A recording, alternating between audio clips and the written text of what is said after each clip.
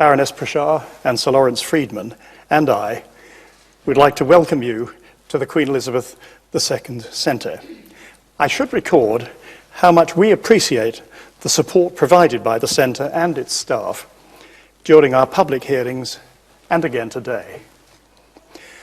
Before I begin my statement, perhaps we should all recall the continuing suffering of innocent people in Iraq and those who have been killed and injured in terrorist attacks, including the latest horrific attack last Sunday, which killed more than 250 people.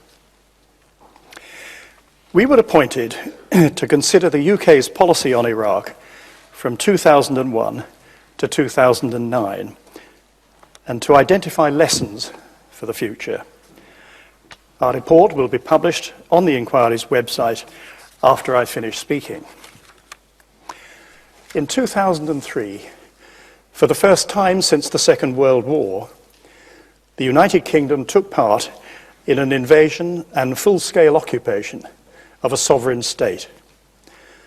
That was a decision of the utmost gravity. Saddam Hussein was undoubtedly a brutal dictator who had attacked Iraq's neighbors, repressed and killed many of his own people, and was in violation of obligations imposed by the UN Security Council. But the questions for the inquiry were whether it was right and necessary to invade Iraq in March 2003, and whether the UK could and should have been better prepared for what followed. We have concluded that the UK chose to join the invasion of Iraq before the peaceful options for disarmament had been exhausted. Military action at that time was not a last resort. We have also concluded that the judgments about the severity of the threat posed by Iraq's weapons of mass destruction, WMD, were presented with a certainty that was not justified.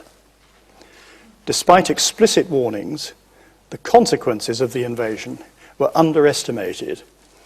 The planning and preparations for Iraq after Saddam Hussein were wholly inadequate.